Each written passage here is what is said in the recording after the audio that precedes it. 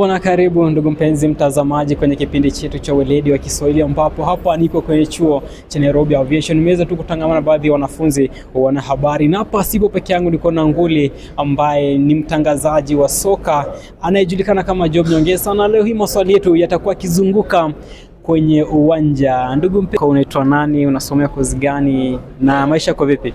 Naam, kwa majina ni Job Nyongesa. Nasomea wanahabari. Naam. Maisha yako vipi wanahabari? Maisha ya wanahabari ni maisha mazuri sana, maisha ya kufurahisha. Naam. Na labda kwenye kozi yako ya wanahabari unajikita kwenye sekta ipi ya wanahabari? Katika wanahabari napenda sekta ya spoti.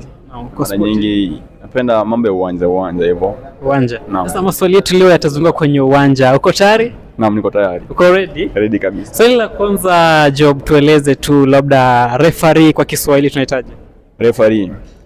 Referee ni mwamuzi. Mwamuzi? Naam. Na striker kwa Kiswahili tunahitaji? Mshambulizi. Defender ni tunaweza sema kiungo mkabaji, ama tunaweza ita kwa ujumla safu ya ulinzi. Safu ya ulinzi. Naam. Na kwenye mpira au kuna na wale first 11, sivyo? Na kuna substitute, sivyo? Labda substitute unahitaji kwa Kiswahili? Substitute. Wale wachezaji ambao hawaipo katika nafasi za kwanza za wachezaji.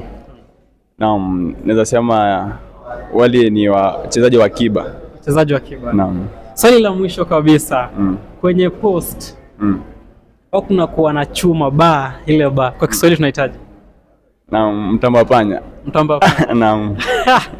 Vivyo kabisa amekuwa Job Nyongesa ambaye ameshiriki kwenye kipindi chetu cha Weledi wa Kiswahili. Tupatane hapo baadaye. Kumbuka kuweza kutufuatilia kwenye mtandao wa kijamii pale TikTok ni Mzamil_media, YouTube ni Mzamil TV. Tupatane siku nyingine.